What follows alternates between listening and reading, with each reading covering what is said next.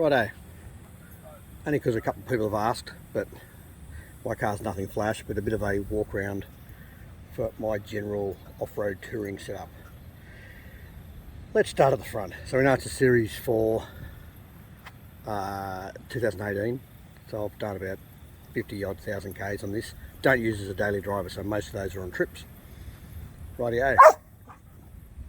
What? Shush. Start with the Arb Summit Bar. Look, I prefer the Rhino bar. Shut up! I prefer the Rhino bars and the good looking dash bars and all that. Predators, whatever, they look heaps better because these stick out the front a little bit. But thing is, on a bit of an impact, it's just got nice big triangles, if you like, or gussets, so it's going to take a bit of a load, whereas the other ones only sort of come to here. They're going to bend into the car and they're aluminium, blah blah blah. On the corners they're aluminium, so I chose the Arb Summit Bar. I've stripped all the bits off it, so it's got no hoops, no nothing, just to kind of keep the weight down, and I have a winch in there, so that added 87 kilos to the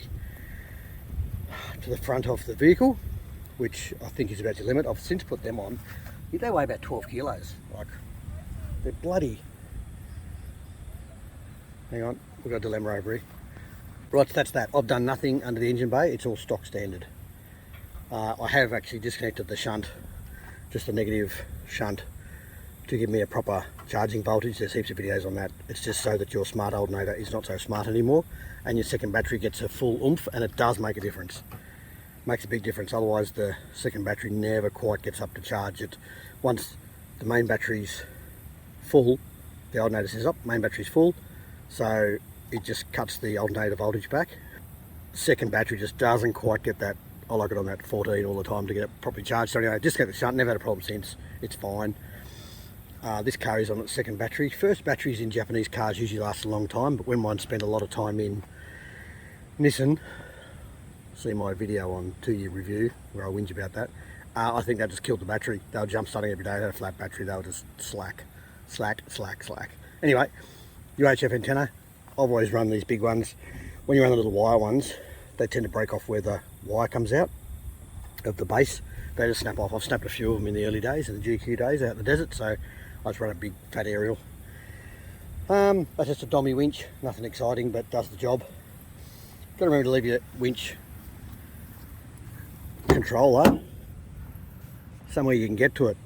We were leaning up against a rock and needed to winch off it, and the winch controller was in that door pocket inside there. We couldn't get it. We had to wait for someone else to come past, purely because I couldn't have my winch controller, which was annoying. Righto, bull bar, working back, wheels. These are just CSA Hawks, not too expensive, 18 by 9 in plus 20s. So standard ones are plus 40, which means the centre of the wheel is 40mm out from the hub face is 40mm out from the centre of the wheel. So this is only 20, so the whole wheel sits out 20mm further. Just gets it looking a bit nicer. I like the standard wheels. Standard wheels are obviously balanced up beautifully, nice and light and everything, but these just sit out a bit nicer, and I wouldn't want to run wheel spaces, so they've actually been repainted recently on my young bloke. A beautiful job.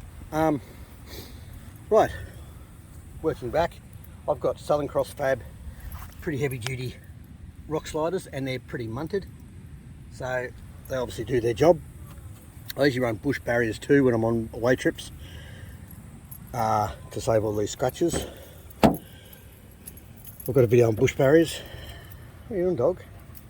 Oh, God. Yeah, great. Good on you, dog. Righto.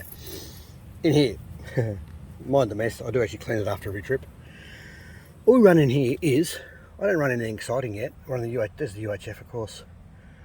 Phone bracket, blah blah. Alright, I run a scan gauge purely for auto temperature, and just gives you all the information you want out of your engine that they should just put on that screen, but they don't, and that you don't have on the dash. So you just keep an eye on them all there, auto temperature, and that, especially when you're doing a lot of slow off-road or sand work. That's good. I run an S drive, not for extra power. I run that purely, or sorry, for extra throttle response. I run it off-road in low range, just to dumb the throttle down a bit. With the throttle dumbed down a bit. Oh, that's his bag he's looking for. That's pretty funny. With the throttle dumbed down a bit, it just seems to crawl stuff without the accelerator or without the engine just over revving and going silly. I always take 2 sets of keys when I go away. Oh, look at these, what a grub. I always take 2 sets of keys if there's 2 of us. You have 1 set each, because the amount of times like battery goes flat or whatever, when your batteries go flat, all of a sudden you've got no key. So we run 2 sets, and the missus will carry one, I'll carry one, or the mate, whoever's with me, you'll have one in your pocket. Then whoever goes back to the car has a key, or if someone loses one, you have a key still. This is all the usual, deflators, blah blah blah. Nothing exciting in there. Righto. That's about it for in there, nothing exciting there. Oh, this is even messier. I've had the dog in here, so this is a bit different. Right, when I travel, that swag will go in here. It'll just sit up in here on one side and the dog's on the other side. Obviously normally the seat's down or whatever, but the seat's up for travelling, and I carry in here. I've got big tubs when I'm going for more than a few days. I've got big tubs that I sit in here. One will be a 40 litre water bladder goes in one of the tubs and food in the other one. So, and they just sit flat across here and you've still got heaps of room on top. You can see out the back. But those tubs just keep everything contained, and then the gap in front of the tub I can actually run a mid stretches if we've got the 30-second tent. Righto, working on the back wall here. EPIRB, that's my Cape trip. I always chuck it out of the boat into here for those sort of trips, just in case. First aid kit, all the basics. Fire extinguisher, that's for either wine or wild turkey, whoever's coming along. Depends on, you know, if the wife's here, she gets it obviously. That is an inverter, just a cheapie, just for charging the batteries for Milwaukee and all that. I've got a 12 volt charger for. Everything I can do on 12 volt I do. And over here we've got a thumper, and there's that bag there, has the hose already in it, so all I do is turn it on and go. I'm going to put a gauge at this end of that so that I can just turn it on and off from the car here and see what the tire's at, rather than the gauge being at the other end. There's a circuit breaker there for the whole battery, for the battery wire from the main battery through to here. I've got a DC-DC charger, which also has the solar input. Fuse box for all the stuff at the back, which you wouldn't think you need, but there's about 10 of them are being used. Another solar input, that blue one, the blue reg, that's if I have that another solar panel that's, you know, out in the sun somewhere on lead, plugs into that. Under here is just storage. So under here I've got, up behind here is CV boot, belts, the snatch straps in the back, but in here I've got a winch extension strap and the tree trunk protector for if you're actually winching. In behind there I've got spare belts for the car, serpentine belts, all that sort of stuff. There's my battery, just 120 amp hour, just normal calcium, are they, whatever they are, big heavy one, but it just sits down underneath this false floor. Now the false floor is just lightweight ply on a 1-inch box and 1-inch angle frame, so 25mm for you young people. It's only a small frame, but by the time it's set up right and, you know, it bolts into the original seat mounts when the seat's been removed. And if you make it a nice tight fit from side to side, it doesn't actually move anywhere. It's been sitting there for, well, 3.5 years now, no dramas. So that is about it for in there. I did think about putting a water bladder under there, but my tank, my big tank I put in here works just as well. Right, up here I've got that. I'll just put that basket there because when I'm charging everything, all the things being charged can sit in that basket and not float around all over the place. At the moment it's full of cheese balls, but anyway. Now, I've got that voltage display there from the second battery. I can see that from the driver's seat or in the mirror, or I can turn my head around, and a couple of charging outlets, whatever. Those other cables there disappear down the back for the fridge. You'll see in a sec. In here I just leave standard coats, all the stuff I leave in here permanently. There's always a jumper and a coat, so I haven't got to pack too much garbage when I go away. That's an emergency pillow, just a self-inflating pillow, because for whatever reason I'm pretty hopeless with forgetting the simpler stuff. This is an annoying thing with the Nissan. You've got to put a strap around here to hold your seats up. When you fold your seats up, you've got to throw that strap in, which is just dumb. But anyway, that's the back. Now rear bar, I run a Kmart rear bar. A couple of reasons. Number one, they're tough, and if you look at the dents in it, oh, this side's not too bad. Hello dog. But it's a bit bashed up, so it does actually get dented. Then you run a decent wheel hanger. So I run wheel hanger on this side, which is for the 35s. So I take the 35s away. We know they fit underneath. I did a video on that. You can fit them, but you just have it on the back, it's easy. And then it gives me 2 spares, one underneath and one on the back. With the one on the back, it just means you've got an inflated one ready to go, and you can have a deflated one underneath. Or even when I go away with the 34s on, 34s fit, there's one underneath there now. and I can put one on the back if I want 6 tyres. And when I first got this car, the tyres were a bit of an odd size, you couldn't get them everywhere. So it was nice to have that backup of the extra tyre. Right in the back, this is all on that frame, like I said, they're all mounted. That one bit of timber is on that frame. This whole lot just unbolts and pulls out as one if you need to. Right, in here, all lightweight ply, so it's all this stuff. It's all lightweight ply. Now, start with the fridge slide, same thing, lightweight ply, aluminium angle, and Bunnings fridge slides, and it works fine. It's been there for 3 years, well, bouncing around all over the place. Up under here, I actually bracket it like that, as well as just screwing it from the outside, just so it's a bit extra strength. I just put light stuff up here. I don't try to put too much weight up high. That table goes there. Table and that chair. Now I take one of these chairs. It's a bit of a bugger while it's to fold up. It's a bit bulky, but it doesn't matter. It just sits on top of there. And I get one of these. That's just a rope comes straight over the whole top of the whole lot and bolts to that and goes in through that cleat, which sounds a bit cheap and rubbish, but does the job. Now I will put a barrier in here. I've got to make a barrier up at some stage just so I can jam it full. But anyway, I haven't needed to yet, so I don't. Quite often the swag will roll up and go in here as well, but the swag's in the back because I've got room, and it means I can take my big comfy seat more easily. I sort of change this quite often with this setup, just fiddle with things to make it easier. Right, in here, 10 litres of water. In behind there, can you see? Not quite sure. Rightio. In there is all the chopping boards and the hot plate, a barbecue, and the barbecue gas bottle. So that's all right up there. And then 10 litres of water just goes in there. And this bag, this rubbish bag, when it's empty, just rolls up and goes on top of there. Now this is one of those just from Aldi, but it rolls up and it's actually waterproof. We had prawn shells in this for 3 days and didn't smell them, and just got rid of them yesterday because we opened up and it stunk. But yeah, it just seals the smell, so you can throw your rubbish bag in there. That means when you take it to the tip or whatever, it's in your car, it's not actually leaving a mess everywhere. I just leave it hanging on the back. Right, this is a cheap and nasty. I shouldn't say nasty. Oh, it is. Look, that doesn't work. Anyway, I have one steel drawer. I know they're heavy, and the lightweight ply ones on Teflon runners are real light and all the rest of it. But when you're putting tools, jacks, all the heavy stuff, socket sets goes in this one.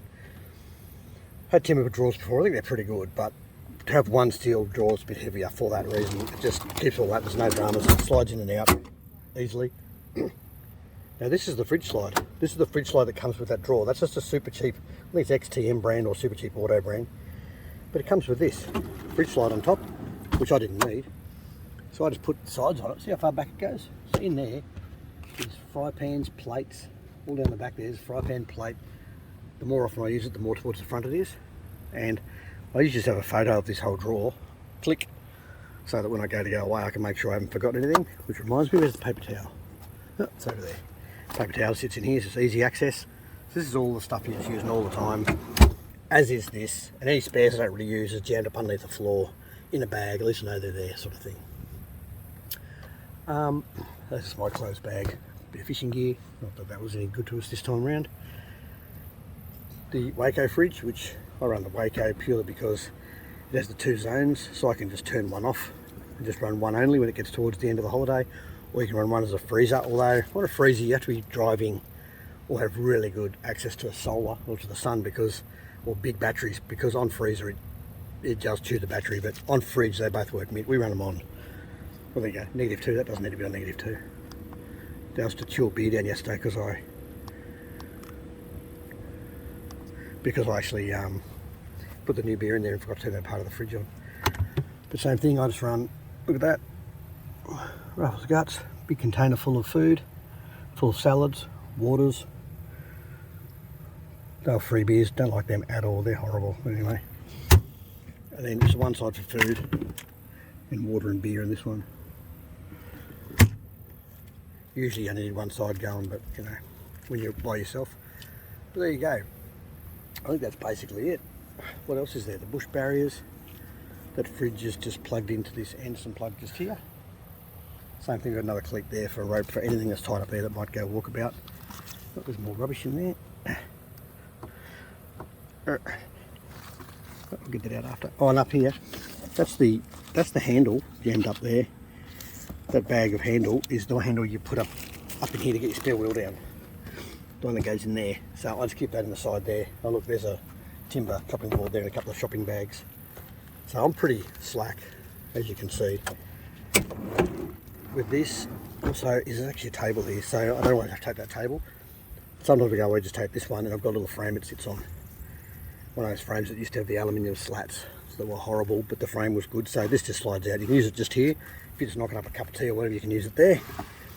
On the side of the road to make a sandwich, but otherwise it stays in there. And another thing in here worth noting, I reckon. I've got the cooker up there, but this little thing here, Audi $14 jet boil, is the best thing. You take that out, you chuck some water in there, and before you can make your coffee, it's ready to go. Before you can make your coffee, the water's already boiled up, ready to go. So I tend to run that every morning for my coffee. There's lights in here, there's a little shovel in there, socket set, there's a bag of straps, a bag of ropes. I think there's a shackle down the back. In here is the extension. There's a breaker bar in there, plus the extension for a drill to go into the jack. That's actually a GQ jack. We run GQ jacks because this comes with a scissor jack, which is just ridiculous for this car. Now, all that gear on this car, and the roof rack, rightio, we've got obviously the Max Tracks. They'll be for James or someone who's being silly. I'll never need them, of course. Kick-ass shower tent, which we run because you can drop that down. You might be down the beach like we're in Australia at the moment. So you're down the beach just going for a swim, you can just drop that down. The girls can use it to get changed or whatever. It's just basically you're on the beach and amongst a heap of people. You've still got some privacy to get changed after when you're heading home or whatever. So there's that. Or you can use it for your shower, of course. Which we quite often, you can set up a hot water shower. We quite often just use it with a big tub, billy full of hot water, a couple of billies full of cold water, and just use it, just shovel it over yourself with a saucepan. And nothing flashy here. Well, nothing flash. This is my campsite. Let's face it, not real flash. Now this is the wiring for the solar panel. It's been there for years. Sort of a little bit rough. I'm sure there's a better way to do it. Goes in down behind there, back in through the back. But anyway, it works, so I leave it.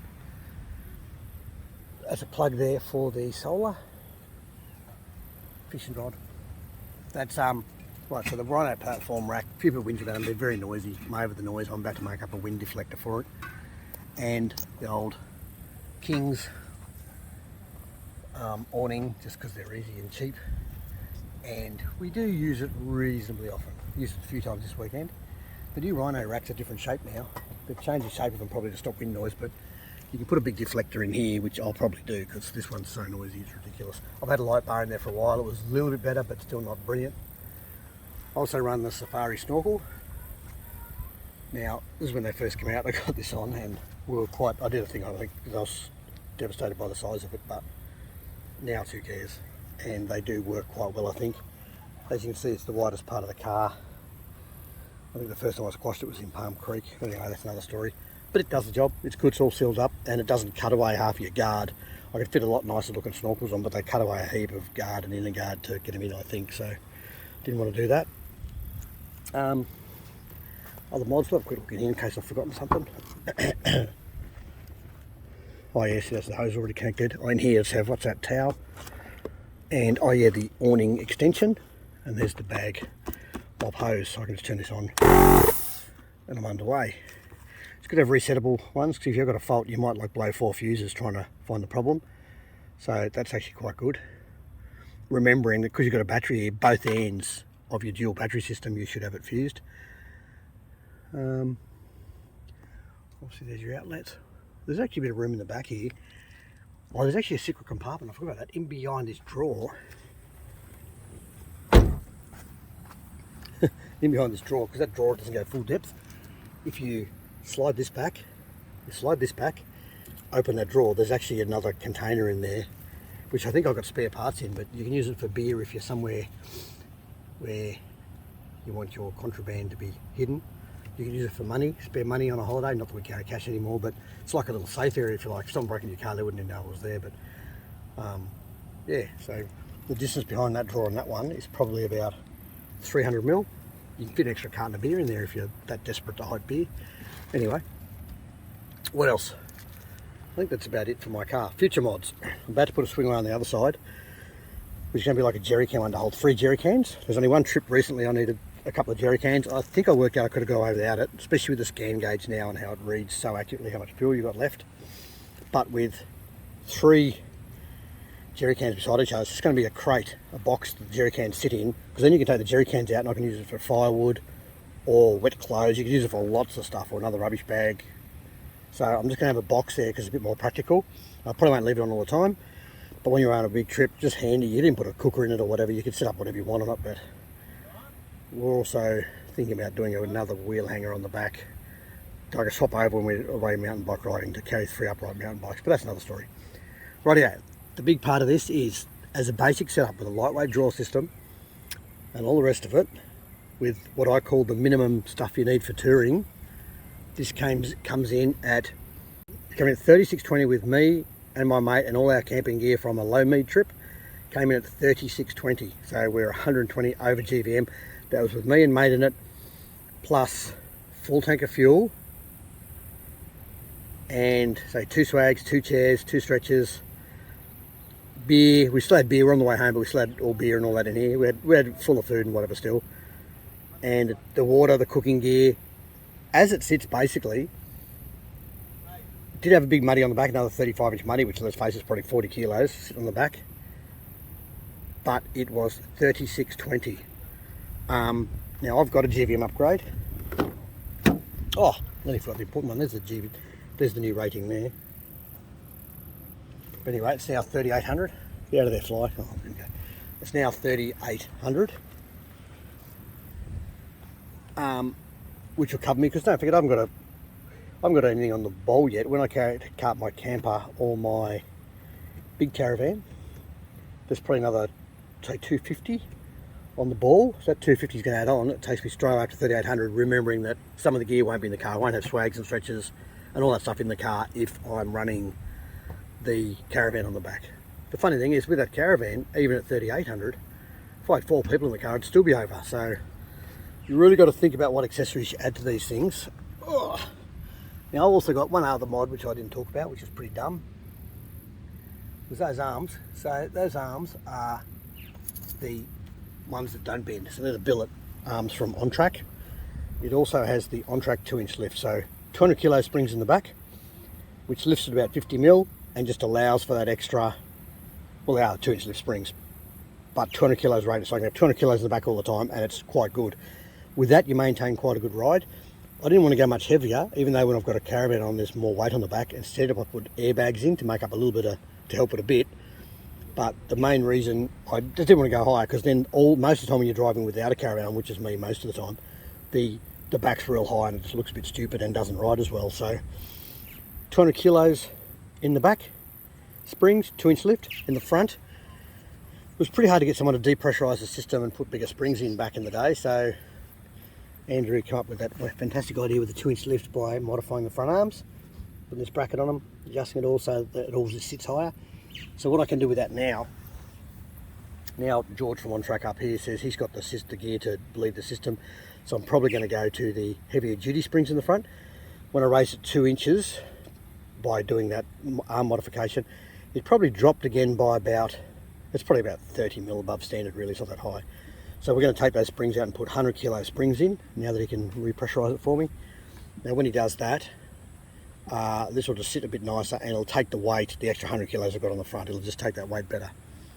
Don't want to put too much weight on these things because the ball joints, everything is built to do a job, and we're going with, well, let's face it, it's 2,800 kilos with 3.5 GVM, and I think people are taking well over 4 ton GVM, which all the ball joints and that don't really get upgraded. I think people are working on that now, but there's a few other issues that come with it, i.e. the bent arms, which I've already talked about heaps before. But the so those arms are definitely part of my minimum mods I would do for the touring I do.